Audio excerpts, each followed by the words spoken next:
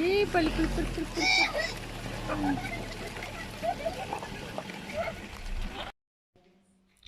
this is Clutha mine. Wow. Can you see here on the floor, Lycan? That's where they used to have the tracks for the cocoa pans. Wow. It's that far. We're going to walk to where I normally start the tour, and then we're going to turn around. So keep your questions with you for now, and if I don't answer anything while we're on the tour, feel free to ask as many as what you can. We'll be underground for about an hour. Okay. No, that's true. I'm glad I peed. So we need you with the mom and dad, so you can show the adults the way. So cool. So this is called a cousin jack box. We still use these cousin jack boxes in the mining industry today. This is a fungus that grows on decaying wood, and it's not an airborne fungus, but if you have a laceration, a cut on your finger and you touch it, how it's growing there is how it's going to grow underneath your skin. So we don't normally touch decaying wood. So how this operates is on the top it's open. The cocoa pan or the wheelbarrow will then be pushed into the chute. The ore will be thrown in, and it will then slide out into a cocoa pan that's standing over here on railway lines. Now, in the olden days, the guys used to push the pans out. They were much smaller, and there was a more yield. There was a lot more gold back then, because the early prospectors never mined aggressively like we do today. They mined only what they could see, and that's how the Zamazamas are mining. So they literally just mine what they can see. Okay, if we look above us over here, you'll find these pegs. These are called sampling pegs. Sampling pegs are placed here for a few reasons. In the early days, the guys needed to measure the distances that they are mining. So one of the ways to do that is to have these pegs placed so that anybody who's illiterate could literally just say, we're at peg number 36, and the people would know, okay, that's X amount of meters. Today we have something similar to a torch with a little bit of a wobbly head. They have a beacon that hangs from the peg, and this guy would literally just stand here and move the wobbly head, and it will actually measure everything and turn it three-dimensional. So now we can exactly see how the gold is running, how it's displaced, where it is, and it's much easier. And looking at it 3D, you can turn it upside down and look at it from all directions. This is an historical haulage. One thing you will immediately notice is that there is no ways you can put a diesel locomotive through this. Okay. First and foremost, the explosions weren't straight.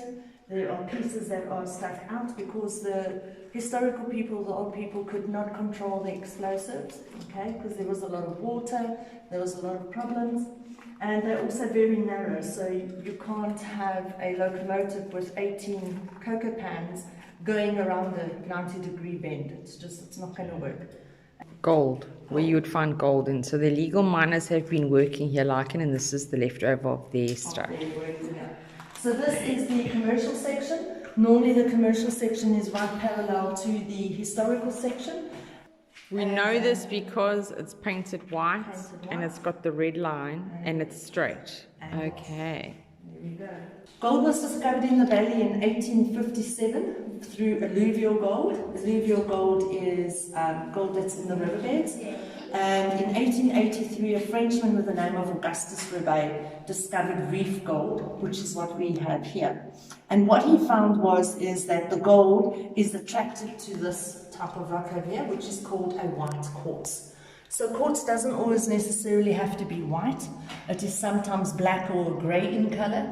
And we do not understand why the gold was attracted to this, but what we do know is that both were in liquid form, and then they just moved together and formed on the edges of the quartz. So this is what the early prospectors were looking for, and that's why there's so many little mines.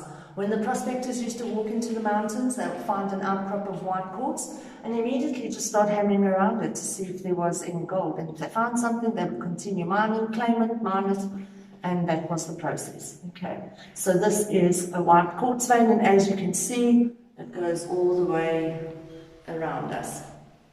They come in with a grinder and they grind it out from section to section to section, and then they would send it away to our labs, and within 6 to 8 hours they would tell us, yes, there's gold, or no, there's not gold.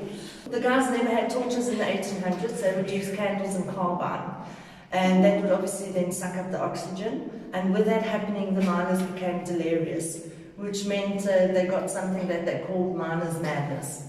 So the guys would come up and they'd be all delirious and funny and then hit the pubs and shebeens and get into huge fights and arguments. So how long could they stay underground for? Well, sometimes it was 2 weeks, as explained earlier, Yeah. but it can just be for like a normal day shift. Because of the lack of oxygen, some of them could not stay underground, especially when you start a small little mine and you're in a hole and there's a lot of water seepage coming through and a lot of dust coming through. The guys would then stay a day or so underground and then come up to surface. Okay, so this is the beginning of stalactites and stalagmites. Depending on what mine you are in, you will find different colors. If you are in the greenstone area, which is like a Tonga Trap pioneer mine, then the stalactites would be a light green. If you're in with jaspers, then the stalactites will be like a reddish, pinkish color. So this is the beginning of it. And what happens is when the water seepage starts flowing through, we have a lot of seepage in the summer season, and it will then form what they call a sidewall stalactite. Okay. Sometimes you get them dropping from the roof. If you go to the caves, the Eka caves or the Kango caves, the stalactites, they stipulate that one drop grows every millimeter every 100 years. But with these mines, they grow very quickly and very fast because there's a lot more wetness underground and a lot more oxygen and everything in that line to make them grow faster. So they still have to wear gas detectors in case there's a lack of oxygen or if there's a fire. Then this little alarm will go off and tell the guys, listen, you need to get out of that working section. Okay.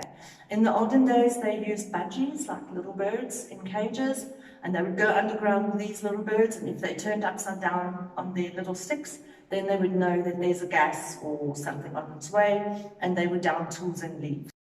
So if you're 5 levels down and something happens and you need to get out and you have zero visibility, you can't see, there's smoke and smog, you'll go down as far as what you can, to the floor, water, onto the floor, find the water and see in which direction it's flowing.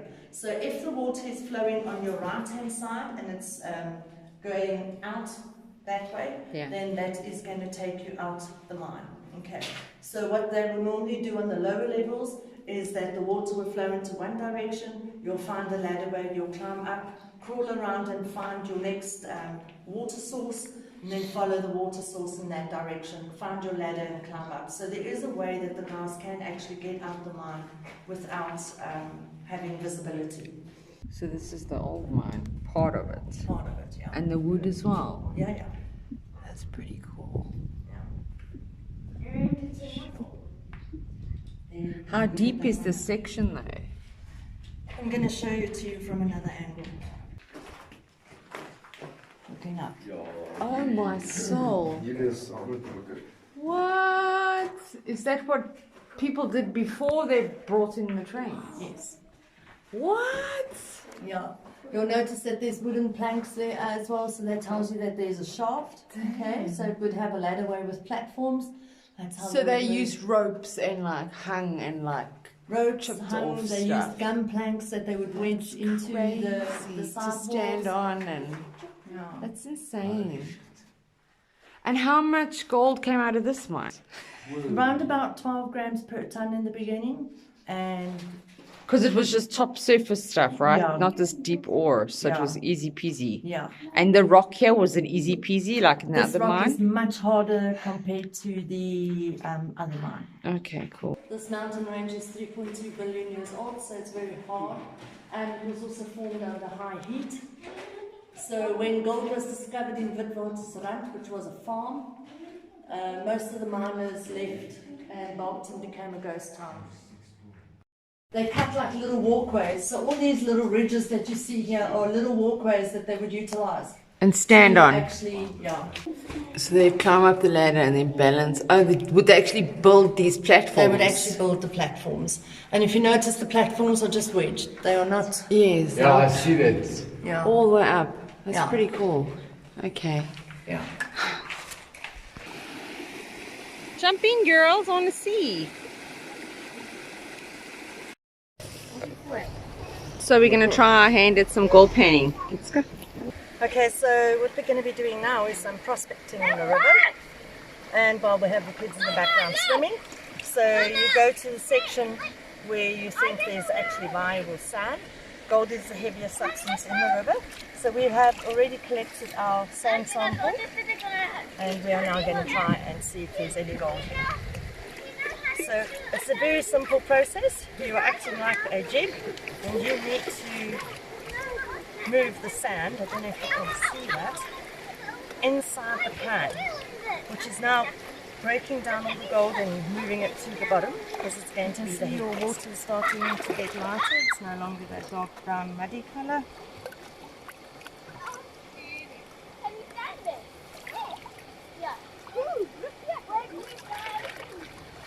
Okay, so just because I'm demonstrating, I'm just going to speed up the process a bit. Once you've reached the point and you have been shaking it for quite a long time, you will then place it into the stream at 45 degrees, and all the light material will then be washed off. You shouldn't do the jerking effect, because that will then jerk out the sand that's at the bottom, which could possibly contain some of the glittering stuff.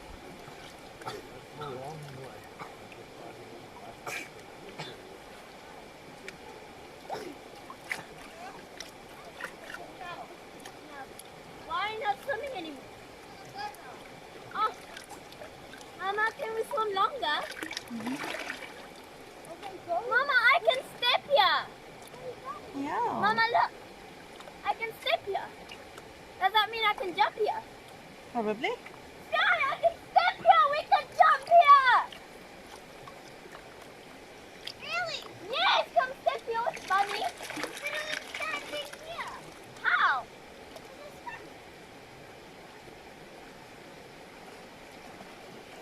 Okay, once you've reached the point where you feel you have done it enough, you wash your sidewalls and your You might be a ridges. bit short, so you might be like this. Oh, you can see the sparkles already. Yeah. Wait, I'm just gonna go back to where I am. Then you place your water at the bottom of the pan and you turn it I'm like clockwise. Yeah. Oh, don't go here. Don't go there. So even if there is a slight pinprick in the pan, Who wants to see me jump? you will be able to pick it up. I'm gonna go to my resting place. As you can see, this black stuff over here is really difficult to move, which is a very nice indication that if we do some more digging,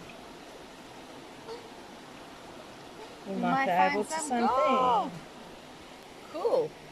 Thanks, Andrea. It's a pleasure.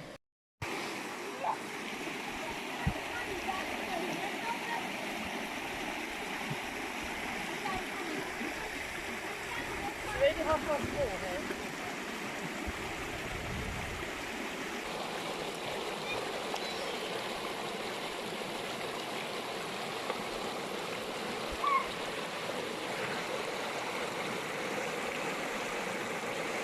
Larkin's got the whole thing, eh?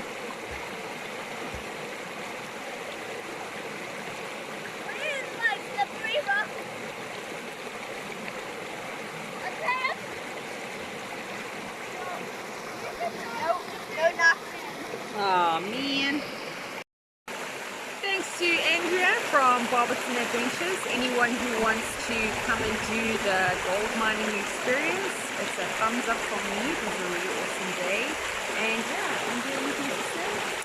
Well guys, you can contact me through my website, www.barbertonadventures.co.za, or you can send me an email to barbertonadventures@gmail.com.